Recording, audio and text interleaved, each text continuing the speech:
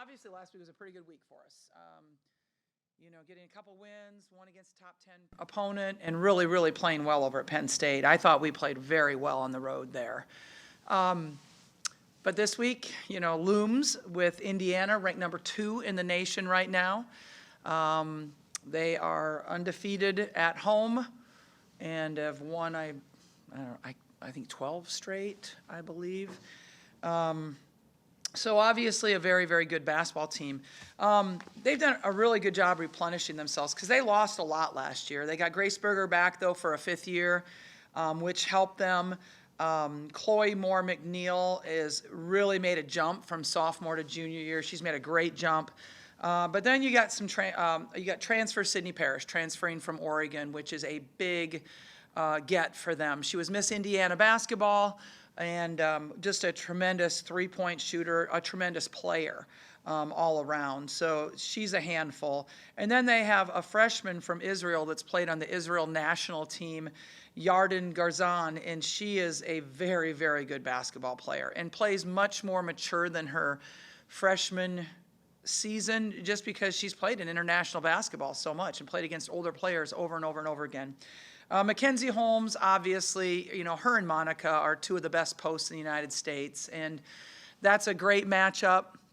I'm sure that Terry would say Mackenzie's the number 1 post in this conference, and I'd say Monica's the number 1 post in this conference, and I think we both have good, reasons for that. So this is a very good basketball team. You also have another transfer, Sarah Scalia from Minnesota, who was a starter for Minnesota all those years. Her 3 years at Minnesota, she was a starter and a very, very good three-point shooter. So this is a team that is replenished because of the transfer portal and international recruiting. I know you say that you're always excited for every day of practice, every game, but this game, 5 versus 2, what does that feel like, in practice during the week and then, just leading up to it? Yeah, it's exciting, but you want to keep it the same, right? Like you want to approach every game, every practice with the same mentality all the time because you can't ride highs and lows, and you just have to stay steady all the time. And so as we go into this, certainly we know it's a challenge, just like we knew Maryland was a challenge and going to Ohio State was a challenge, but we prepare the same way, whether it's Penn State or Indiana. Do you have more confidence knowing you've already beaten like a number 2 team, or is it kind of just the same? No, I think it's something that we can draw upon. I think anything that you can use to, boost your team's confidence, you have to use that. And, that we went in and beat an undefeated team on their home court that was ranked number 2 at the time. It's kind of ironic that here we were facing the second team of the year that's ranked number 2 on their home court that was undefeated on their home court. So it's kind of strange. What do they do differently? They do have a lot of different personnel pieces now. What do they do differently, do you think, offensively, maybe? They're just a better three-point shooting team than they were. That was their Achilles heel before, was their three-point shot. They just didn't have a consistent three-point shot. And now, they're shooting very, very well from 3. I forgot my stats upstairs, but I think they're shooting 36%. You got Garzan, who's the second best three-point shooter in America right now, shooting nearly 50%. In the last 5, she's shooting 54%. So, that really makes a big difference on how you have to guard him because, we all know Mackenzie Holmes is a great player. I think Grace Berger's also extended her shooting range a bit. And again, Chloe is somebody that we didn't really have to guard from outside, and now she also is somebody you have to be worried about. It seems like statistically, Mackenzie Holmes has taken a little bit of jump. I know she had an injury last year. Is there anything that stands out on film that, maybe she's doing better than she was last year that makes her even better than she was? I think the addition of three-point shooters has helped her. I think she's always been a really good post player. Somebody that is obviously very accurate. She's shooting 69% I think that might lead the country or be second in the country in field goal percentage. But she was always an outstanding post player. But, you could help off of people. And now, just with the addition of three-point shooters, I think it's helped her game. feature-wise and the way she plays and stuff, do you see a little bit of Megan in her? I mean, just when you see her play? I haven't really thought about it as far as comparing her and Megan. I guess I compare Monica and Megan a lot more than I compare Mackenzie and Megan. But I mean, she's certainly incredibly accurate around the hole, like both of those players are. And she's agile, like both of those players are. Can run the floor. So I just have never given it much thought, but I see where you can make that comparison. Sometimes on TV, watching you guys on TV yesterday, it almost seemed like something was wrong with the TV because you guys are just going so fast. How do you keep from, because you love to play fast. Yeah. How do you play fast without playing reckless? Because you sure have done a good job with that. Yeah, and I agree. That is always the challenge, right? Is that you turn the ball over more because of the transition. You're trying to push it so much, or you draw fouls, or throw the ball into the ninth row. So you always got to be worried about that. But I think with such a veteran group and them knowing each other so well, the chemistry, that we probably experienced a few more of those early than we are now, and I'm really glad, but that's always the case with transition offense is, there can be a downside. Fortunately, we're not really seeing that. Would you say that Indiana is a team that you guys kind of match up well against? I mean, we've talked about some of the teams this year where, maybe it's a guard-heavy team which could pose some issues, or a post that can come out and shoot a three. It feels like Indiana's kind of similar personnel-wise to you guys. Would you agree with that? Yeah, I would. I think that we do both match up with each other pretty well. And so, they're a little taller than we are at guard. That's the one thing that they have that we don't. But at the same time, I think you're right. I think we do match up with them, and they match up with us. You mentioned McKenna was still limited. She played 18 minutes on Sunday. Is she still limited going into this week, or kind of what's her status? Well, I don't know if we're going to see 100% McKenna this year. I don't know that. I mean, we might, and I hope so. But, she didn't hurt worse after the game, which is a good sign. But we also limited her minutes in there. Hopefully getting some more rest out of her this week will help. With Hannah, what were your expectations coming into this season, and how has she kind of improved throughout it? Yeah, we knew Hannah was just an exceptional athlete. We thought she was a tremendous recruit. You never know for sure what a freshman is going to do, how they're going to adjust to the college game, and if they're going to, blend in with the rest of the team, and is it going to take a long time to learn the system? But Hannah has just been outstanding. She is such a spark off the bench for us, and you can see her love of transition and offensive rebounding, and I'm just so happy for her because I just think she's just touching the tip of the iceberg of how good she can become. I think she's just going to get better and better as these years go on. And you touched on hustle, and that's something that she does really well, even just as a freshman. Is that something you preach a lot, or is that just kind of her mentality? The transition part? Yeah, just like moving fast, quickly. Oh, I mean, it's something we love to do. We love to get out and run. And when you have somebody like her that is capable of doing that, you just want to use it. And she certainly is, I think she's a crowd favorite because I think people really like to watch her in action. I mean, and she kind of plays with that youthful enthusiasm, oh, this is supposed to be serious, and that's kind of what you want, right? You want them to play like that. So I love it. Is there anything in your strength and conditioning program that you guys do? I mean, your bigs run the floor better than most teams' bigs. I mean, is there anything that you do that, you've started doing the last few years that's really different? It's not really, I don't believe that we do a lot different in the strength room. I think it's more in the recruiting process, finding people that can do that, and then encouraging it. Maybe even enforcing it, right? So I think it's just, a philosophy, and you get players that buy into that. What do you look for defensively from Indiana? Player-to-player defense. They may double Monica a little bit, but yeah, they're a very sound defensive team. They have excellent help. It's not like they do anything like crazy It's just that what they do is really good, and they're long, and so they can cover a lot of area. You think McNeil will take Caitlin, or?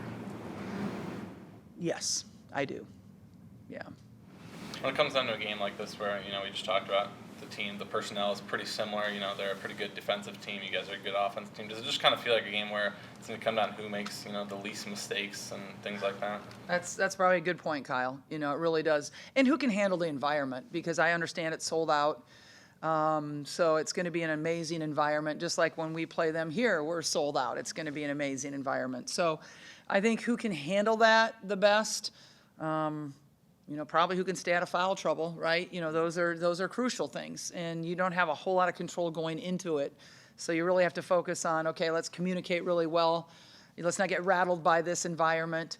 I think you're right. Who makes the fewest mistakes? Who has the fewest turnovers and that sort of thing. How do you feel like, I don't know, I guess Iowa State last year, Ohio State this year, some tougher environments. How do you feel like the team has handled it? Do you feel like they're really prepared for what could be on Thursday? I think they like it.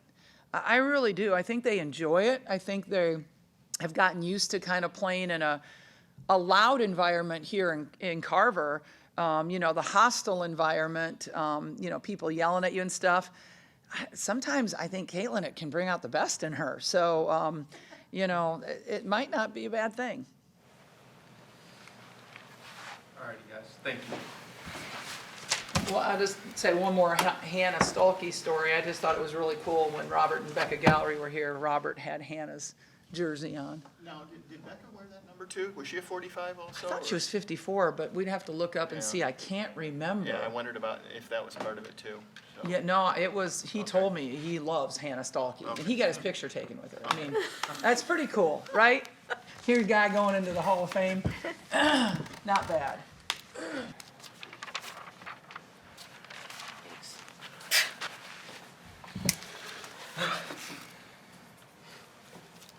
You guys pretty excited to play a 2 versus 5 game? Oh yeah, definitely. I think we're excited to play anybody, especially at this point in the season. I mean, it doesn't matter the rankings. We're always excited to play, and obviously there's a lot of history between us and Indiana, so we always get really amped up for this game. I know Lisa said you guys try to keep everything kind of the same going into whether it's, the worst team in the Big Ten or, Indians ranked or first in the Big Ten, but does it feel like there's maybe extra energy in a week like this when there's a big game coming up? Yeah, maybe. I think there was a lot of energy going into the Penn State game yesterday, and so, obviously whenever we're so familiar with a team like Indiana and they have great players and the coverage on it, yeah, we get really amped up for it, but we always treat it the same. Just like Coach Bluder said, it doesn't matter who you're playing, you're going to go out with the same mentality. How far is Bloomington from Edwardsville? It's only about 3 hours or so we'll have a little bit of family there. I'm pretty excited. Who were you a fan of growing up? Was it here or was it Oh, Indiana? Or I was a Hawkeye through and Uh-huh. through growing up. Yeah, that's just kind of funny. But yeah, I was always an Iowa fan, and it was my dream to come play here. So kind of cool. I'm living it out right now. What did people down there think of when you were wearing Iowa stuff down in? They thought I was Illinois? really cool. That's what Okay. they said. No, I'm kidding. A lot of family in Iowa, so I think people just knew my history tied to Iowa, and so there's actually more Iowa fans down there than you'd realize. The Epinessas are from the same town, and so Epi played here, and then Eric and AJ both play here too, and so yeah, I think the Edwardsville city of Edwardsville is big Iowa Hawkeye fans. You guys go at such a fast pace. And it looked like, especially early in the game, yesterday was super fast. How do you keep from getting tired? Great question. Honestly, it's a mindset. We love being able to outlast our opponents in the fourth quarter. And that's just kind of the place we always play at, and so we're really used to that. And then obviously our coaches love that pace too. And Coach Bluder, in the preseason, we get up and run a lot, and our strength and conditioning coach has prepared us for that since June. So we just kind of pride ourselves on being able to outlast our opponents. if you guys do like shuttle runs or line-to-line runs, who's the fastest one on the team? Caitlin or Hannah, they're both really fast. Yeah. I know you have said that you like to watch other games, so I assume you've seen this year's Indiana Yeah. version. How do they differ, do you think, offensively, maybe from last year when they had Gulbe and Yeah. the guards? Cardano, Heller. Yeah, they've got more threats from the outside, and then that opens up Mackenzie Holmes inside a little more too. And so they've got Parrish who transferred, and then they have Scalia who transferred, and also their new freshman, Garzone. And so they all are threats from the outside, and that's a little more than what they had last year from the three-point line. And so whenever you have to guard people out on the perimeter, that opens up inside a lot more, and Mackenzie Holmes is playing really well this year. So, with those additions, they've really been able to, go out there and win a lot of games. So How do you try to contain somebody like Holmes then, given that this floor is probably going to be spread out more? yeah, definitely. I think Mon will have a big game, and I love that matchup between Mon and Mackenzie Holmes always. So, if we can double anytime we can, then we will. But also putting ball pressure on the guards so we can't get the ball inside as easily. But we'll see. We haven't gone over our exact game plan yet, so we'll see what Coach Bluder whips up. I'm excited. You just mentioned some of the threats they have from outside, but you guys have done a pretty good job over the last few games. McKenna Marisa, you've held her quiet in a couple of matchups. Taylor Mikesell was another one you guys did well against. What have you guys been kind of doing well on the perimeter in terms of defense? I think with teams like that, you have to play from the outside in, and maybe those teams didn't have as big of threats on the inside. So Gabby's done a great job of, running around and guarding and denying those players. And so big props to Gabby for that, and other players too. You got to know who you can help off of and who you can't, and really knowing personnel in the scouting report has been really important for us. When you see them, do you see a little bit of yourselves? Indiana? Yeah. Yeah, I would say so. I think we match up really well against them, and we played them 3 times last year in a span of not even a month. So, we're really familiar with them. Obviously, that's the old team. They're a new team this year, but we respect them, and they're a good team, and so we like the way they play the game, and I like the way they play the game, and I think with the outside threats and then the inside threats, they match up really similarly to us. When do you think you'll have an announcement as far as what your plans are for next year? Probably soon. Yeah. Yeah. You guys played in every time you guys play here, it's a pretty decent-sized crowd, loud crowd. You played at Ohio State, at Iowa State last year. How do you guys feel, in terms of being ready for what's probably going to be another really loud crowd on Thursday? Oh, we love it. We feed off of that, definitely. I think Caitlin loves it too, and we just use that to our advantage, and it's really cool. Anywhere we go, there's a lot of Iowa fans there, and so I think we're prepared for that, and we just try to use it as much as we can to our advantage. Which is more fun? Is it more fun to get your crowd going or shut another crowd up? Oh, man, that's a great question. I would say our home crowd is just so fun. It's so electric in here, and there's nothing better than Hawkeye fans. So it is fun to quiet another crowd, but there's nothing better than the old Hawkeye faithful. Does beating a number 2 team on the road at Ohio State kind of give you more confidence going into this week? Definitely. I think, as Coach Bluder said, whenever you do hard things, it prepares you for more hard things. And so with that road win against Ohio State, we're going on the road again versus they're number 2, Indiana is? Yeah. And so I think that's just should instill a lot of confidence in us and our players. We've done it before, and we can do it again. We're really excited for that. Just piggybacking off of Jeff's question, in the first quarter against Penn State, did you feel like the TV people even put up a little Shot Graphic, clock. yeah. graphic where it showed the shot clock, and you guys were done in 6 seconds all the time? Did it feel like you were just getting out and going that quickly?